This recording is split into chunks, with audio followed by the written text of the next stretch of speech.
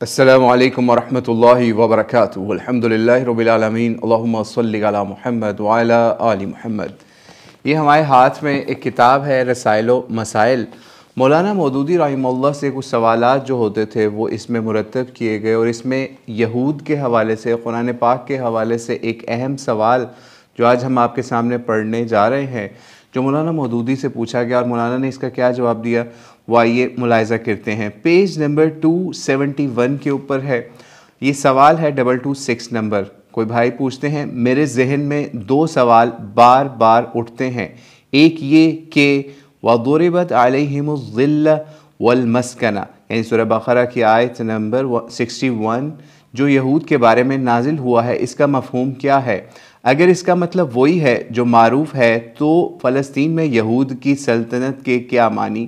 میری سمجھ میں اس کی تفسیر انشراحی کیفیت کے ساتھ نہ آ سکی۔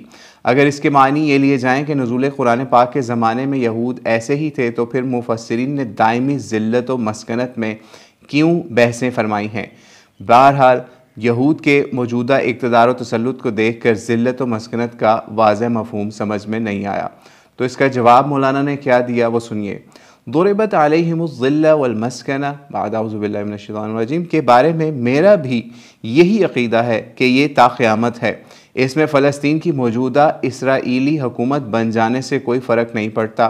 اول تو آیت تمام یہودی ملت کے بارے میں بحیثیت مجموعی ایک حکم لگاتی ہے، اس کے ایک ایک فرد پر یا افراد کے چھوٹے چھوٹے مجموعوں پر اس کا اطلاق نہیں ہوتا۔ دوسرے یہ اس کیفیت کا بیان ہے جو اللہ تعالیٰ کا فیصلہ صادر ہونے کے بعد سے قیامت تک ان پر من حیث المجموع دنیا بھر میں طاری رہے گی۔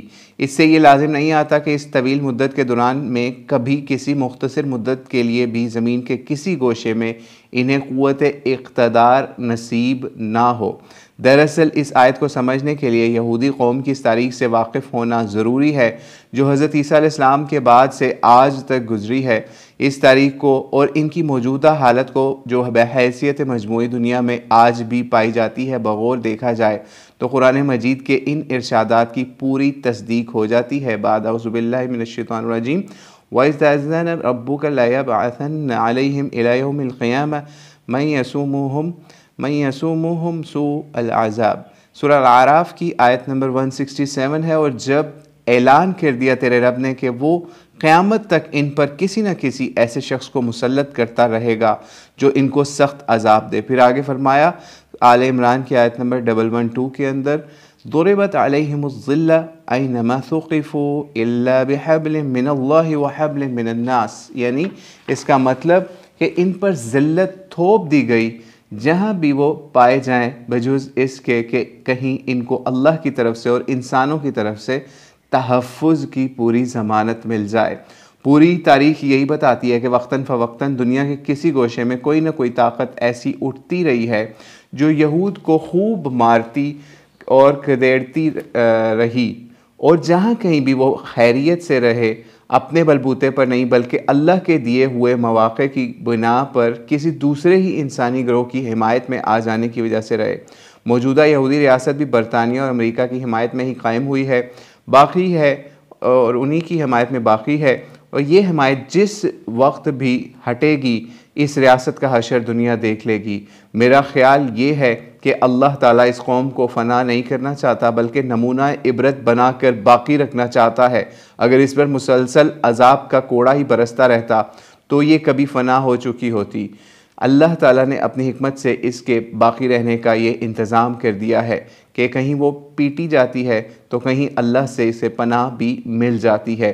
اس طرح 2500 برس سے لا يموت فیہا ولا یحیا کے مصداق اس دنیا میں یعنی یہود جیے جا رہی ہے۔ ترجمان القرآن 1962 کے اندر یہ جواب شائع ہوا ہے۔ اس وقت فلسطین میں جو کہ مظالم یہود کی طرف سے ڈھائے جا رہے ہیں، اسرائیل کی طرف سے اللہ تعالیٰ اس کے لیے مسلمانوں کو ہدایت دے کے ان کی مدد کے لیے کچھ کر سکیں۔ اور یہ ہمارے ہاتھ میں ان کی ایک اور مولانا مودودی رحمہ اللہ کی کتاب ہے۔ یہ کتاب بھی بہت زبردست ہے، یہودیت قرآن کی روشنی میں۔ سید ابو الاعلیٰ مودودی۔ کبھی وقت ملا تو انشاءاللہ اس کتاب سے بھی کچھ اقتباسات یا کچھ چیزیں پیش کریں گے، اور بہت زبردست نادر علمی کتاب ہے، اگر آپ کتابوں کے شوقین ہیں تو اس کتاب سے بھی فائدہ اٹھائیے گا۔ واللہ عالم بالصواب۔ السلام علیکم ورحمۃ اللہ وبرکاتہ۔